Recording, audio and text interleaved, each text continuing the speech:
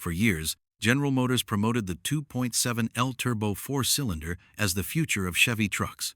It was marketed as lighter, more efficient, and technologically superior to traditional V6 and V8 engines.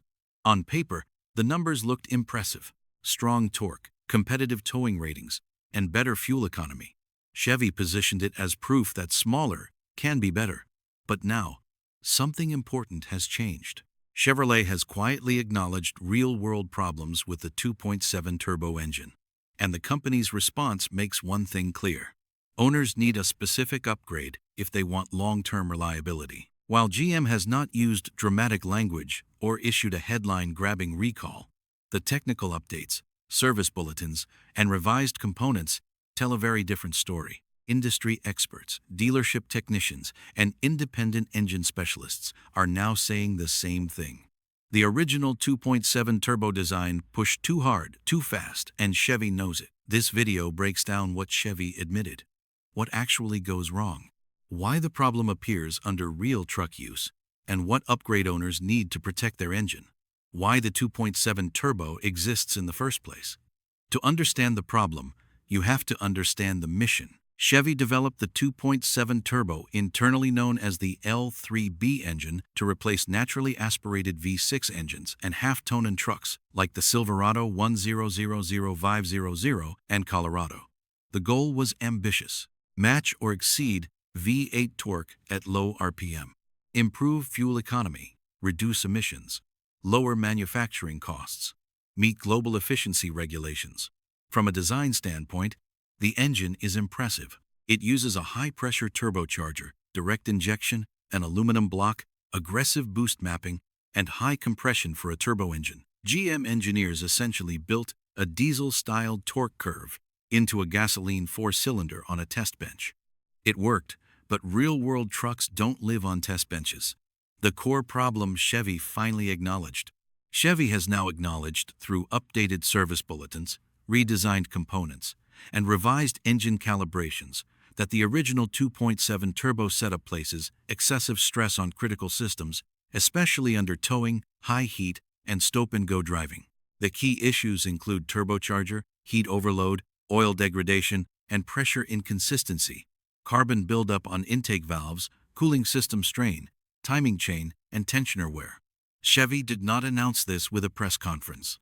Instead, the admission came the modern way: fixes appearing before explanations. As one GM powertrain engineer speaking anonymously to an automotive trade publication explained, the engine wasn't failing in the lab. It was failing in use cases customers actually care about: towing, idling, hot weather, short trips, turbo stress, where everything starts going wrong. The 2.7 turbo relies on high boost pressure at very low RPM to generate its headline torque numbers. That sounds great for drivability, but it creates a serious side effect: heat concentration. Unlike a V8 that spreads load across 8 cylinders, the 2.7 turbo concentrates massive pressure into one turbocharger, 4 cylinders, and a relatively small cooling envelope. Independent turbo specialists have measured sustained exhaust gas temperatures in the 2.7 turbo that exceed what earlier GM gas engines ever experienced.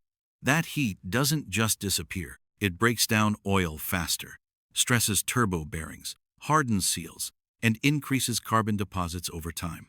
This creates a chain reaction: oil system problems. The silent killer. Chevy's biggest unspoken admission involves oil behavior. Early 2.7 turbo engines were calibrated with oil change intervals and oil flow assumptions that simply did not match real-world usage. Short trips, towing, and idle heavy driving caused oil to degrade faster than expected. Technicians began noticing sludge buildup, reduced oil pressure under load, and premature turbo bearing wear. This led GM to release revised oil specifications, updated oil pump control strategies, and new service guidance. An ASSE-certified GM technician explained it plainly: this engine is extremely sensitive to oil quality. Miso oil changes, or use the wrong oil, and the turbo pays the price. That statement alone reveals the problem. Truck engines are supposed to be forgiving. The 2.7 turbo isn't carbon buildup, a known weakness of direct injection. Like many modern engines, The 2.7 turbo uses direct injection only, meaning fuel never washes over the intake valves. Over time, oil vapor and blow-by gases coat the valves with carbon. What makes the 2.7 turbo worse is high boost pressure, aggressive crankcase ventilation, and elevated operating temperatures. Chevy has since updated PCV system components, intake airflow management, and software calibration to reduce buildup. That's not something manufacturers do unless they see a pattern. Most importantly, GM changed how the engine is expected to be maintained. That alone confirms the original setup was not sufficient. The upgrade owners actually need. So, what does this mean for existing owners? Experts overwhelmingly agree on one thing. The most important upgrade is proactive thermal and oil management. That includes 1. Updated PCV and oil system components. Owners should ensure their engine has the latest GM revised PCV components and oil system updates installed. 2. Shorter oil change intervals. Forget the marketing schedule. Experts recommend 5,000 miles or less. High-quality full synthetic oil. And OEM or upgraded oil filters. 3. Software updates. GM has released multiple ECU calibration updates that reduce turbo stress and improve cooling logic. 4. Cooling system monitoring. Many owners add improved coolant, regular cooling system inspections, and transmission and engine temperature tracking. 5. Driving style adjustments. Experts advise allowing turbo cool down after towing, avoiding hard throttle on cold starts, and letting the engine idle briefly after heavy loads. These aren't things truck buyers expect to worry about, but they matter here. What Chevy won't say out loud. Chevy won't publicly say the 2.7 turbo was a mistake, but they've clearly learned from it. The engine was designed to meet regulatory and efficiency goals first, truck abuse second. When real owners started using it like a truck engine, weaknesses surfaced. As one retired GM powertrain consultant put it, the 2.7 isn't bad engineering. It's ambitious engineering, but ambition always finds limits in the real world. Is the 2.7 turbo a bad engine? No, but it is highly conditional. For light-duty use, commuting, and occasional hauling, the 2.7 turbo performs well.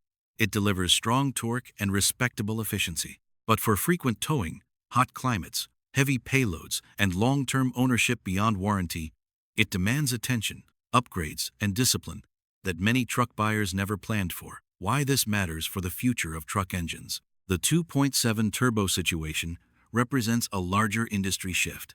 Automakers are pushing smaller engines, higher boost, tighter tolerances, and greater efficiency demands. The margin for error is shrinking. The 2.7 turbo didn't fail spectacularly, but it exposed the gap between engineering theory and truck reality. Chevy's upgrades are not a retreat. They're an acknowledgement. Final verdict. What owners should do now? If you own a Chevy with the 2.7 turbo, stay updated on GM service bulletins. Use the best oil, not the cheapest. Shorten maintenance intervals. Get software updates installed. Treat turbo heat seriously. Chevy didn't issue a recall, but they did admit the problem in the only way manufacturers ever do, by fixing it quietly.